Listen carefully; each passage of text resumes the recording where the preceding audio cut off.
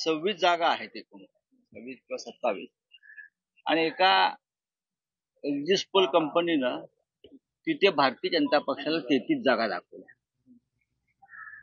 बरोबर ना? 26 जागा आहेत आणि 33 जागा दाखवल्या. आता मला असं वाटलं की हे सगळे मिळून भारतीय जनता पक्षाला 800-900 जागा देतील. एकत्रित 800-900 जागा देतील आणि ती शक्यता, कारण मोदींनी एवढं ध्यान केलंय, इतके वेळ त्याने ध्यानाला बसले, इतके कॅमेरे लावले, साधना केली, तपस्या केली, त्याच्यामुळे 360-370 मध्ये काहीच नाही.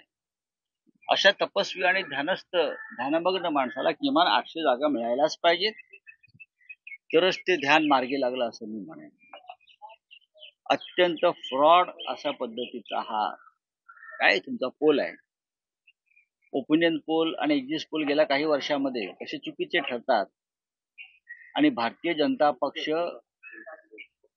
या देशाचं गृह मंत्रालय आणि ती यंत्रणा कशा प्रकारे ह्याच्यावर प्रभाव टाकतं हे सगळ्यांना माहिती आहे. काल जयराम रमेश यांनी एक अत्यंत महत्वाचा मुद्दा मांडला.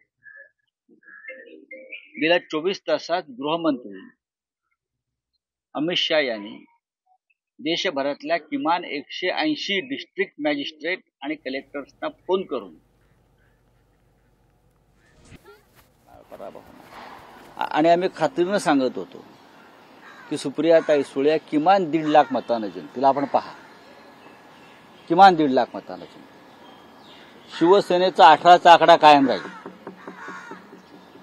काँग्रेसला बेस्ट परफॉर्मन्स काँग्रेसचा राहील आणि देशामध्ये उत्तर प्रदेश, बिहार, दिल्ली आणि हरियाणा, महाराष्ट्र, कर्नाटक ही राज्य या देशामध्ये परिवर्तन घडवतील. महाराष्ट्र राज्यात महाविकास आघाडीच्या बऱ्यापैकी जागा कालच्या पोलमध्ये दाखवल्या. बऱ्यापैकी मी महाविकास आघाडीचं काम हे व्यवस्थित झालं. जे एक्झिट पोल आहे त्या बऱ्यापैकी सगळ्याच एक्झिट पोलने महाराष्ट्रामध्ये 35च्या पेक्षा जास्त जे महायुती सांगत होते की आम्ही 40% जास्त, त्या सगळ्यांना फक्त 20 ते 23 जागा दाखवलेल्या आहेत. असतील. मी काय पाहिलेलं नाही ते, कारण माझा या सगळ्या अंधश्रद्धांवरती विश्वास नाही.